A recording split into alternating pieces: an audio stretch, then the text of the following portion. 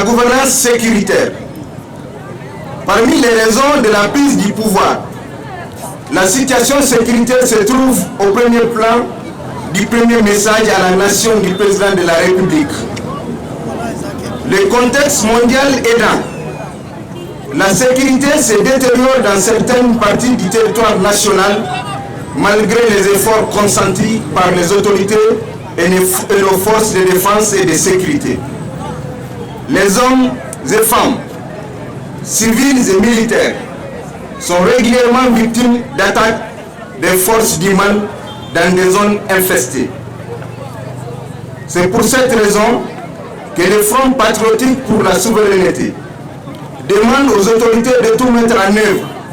pour impliquer les populations dans la sécurisation de la nation, particulièrement dans les zones les plus touchées et même celles qui sont menacées en vue de juguler ou de prévenir ces phénomènes selon ces localités. Le Front patriotique pour la souveraineté demande aux autorités de tout mettre en œuvre pour la réussite des actions de l'Alliance des États du Sahel, d'être à l'écoute du peuple, disponible dans l'accompagnement du CNSP dans sa quête de souveraineté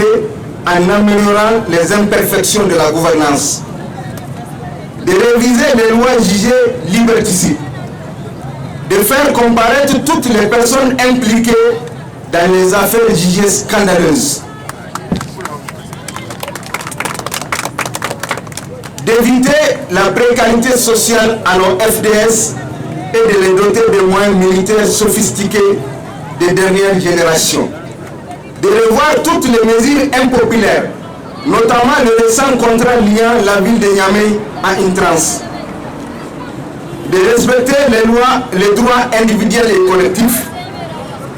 d'engager des négociations et dialogues francs et sincères avec les partenaires sociaux, à l'endroit du peuple nigérien, de ne pas se fatiguer dans l'accompagnement de nos FDS à travers les renseignements, de continuer à être résilients et de se battre pour une gouvernance vertueuse,